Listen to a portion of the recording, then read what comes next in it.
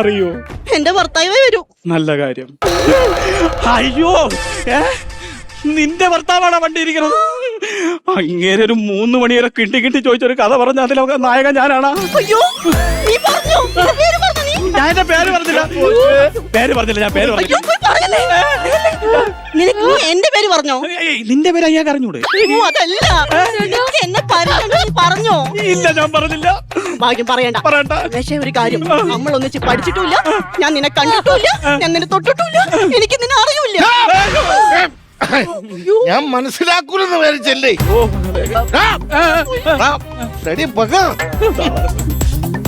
എന്റെ ഭാര്യടുത്ത് നീ auto charge കൂടുതൽ വെക്കണല്ലടാ.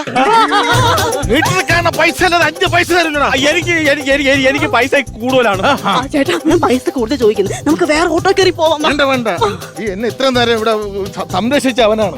അങ്ങ് വീണ്ടും ആട്ടിൽ തന്നെ പോയാൽ മതി. അന്നെ ചോദിക്കാൻ വിട്ടുപോയി. എന്താ നീ ആ പേര്? എന്റെ പേര് സു ഉമേഷ്. ഉമേഷാ? സു എന്ന് പറഞ്ഞ ഇൻഷ്യലാണ്. ഇവിടെ ആരെങ്കിലും സൂ നിൻഷിലോടെ? എടാ, ഞങ്ങൾ മലയാളത്തിലാണ് ഞങ്ങളെ വീട്ടിലൊക്കെ ഇൻഷ്യൽ ഇടുന്നത്. നിങ്ങളിപ്പോ അതൊന്നും അറിയണ്ട, നിങ്ങളെ വീട്ടിൽ കൊണ്ടാക്കണം, അത്രയല്ലേ പ്രശ്നം. നിങ്ങൾ വണ്ടിക്കകത്ത് കയറും. നിമിഷേ കയറടി. നിമിഷേ? എന്താടാ പറഞ്ഞ? നിമിഷേ എന്നാ? ഒരു നിമിഷം പോലും നിൽക്കാതെ കയറാം.